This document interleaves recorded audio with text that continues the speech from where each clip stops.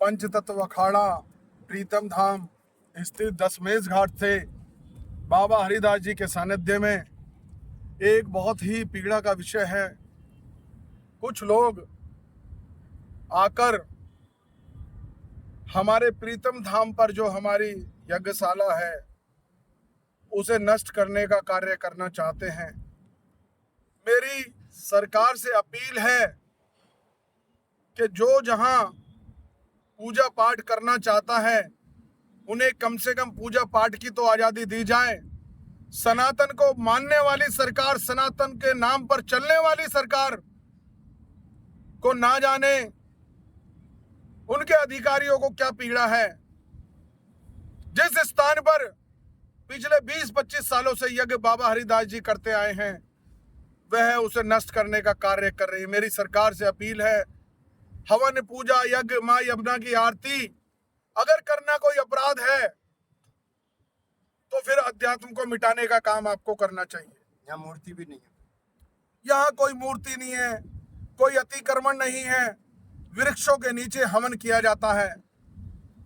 संविधान के अनुसार भी हमें कहीं भी पूजा पाठ करने का अधिकार है अगर किसी आम जन को उससे दिक्कत नहीं हो रही है तो।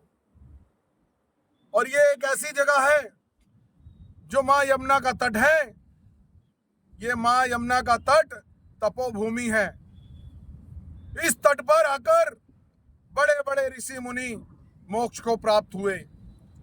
मैं सरकारों से अपील करना चाहता हूं, इस तरह का अगर कोई आपका अधिकारी कार्य कर रहा हो तो उस पर रोक लगाने का कार्य जरूर करें।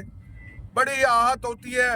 अध्यात्म को हम लोग बढ़ाने का काम कर रहे हैं, अध्यात्म के संस्कार सभी लोगों में भरने का काम कर रहे हैं। उसके बाद भी अगर आपत्ति होगी तो फिर पूजा पाठ करने के लिए लोग कहाँ जाएंगे और कैसे करेंगे। मां यमुना की सफाई को लेकर बाबा हरिदास गत वर्षों से लगे हुए हैं। हस्ताक्षर अभियान चल रहा है निरंतर और हर संडे कहीं ना कहीं बाबा 250, 300, 400, 500 लोगों से संपर्क करते हैं उनके यहाँ जा जाकर।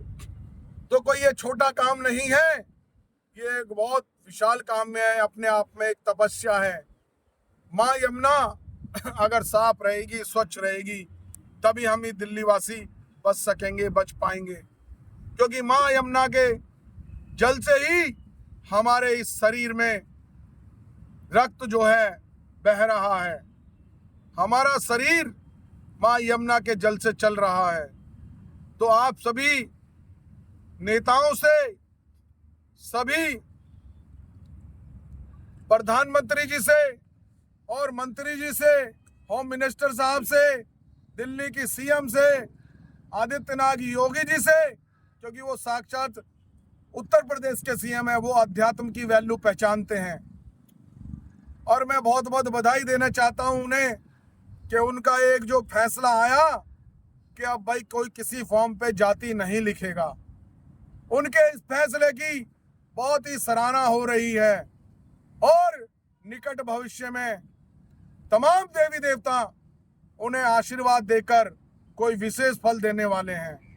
ऐसे मैं उस ईश्वर से कामना करता हूं और फिर दोबारा अपील करता हूं कि प्रीतम धाम को, क्योंकि तपोभूमि है और तपोस्थल है, कोई भी आकर इसे नष्ट करने का कार्य ना करे। मेरी ऐसी विनती है, ऐसी विनती है, ऐसी विनती है।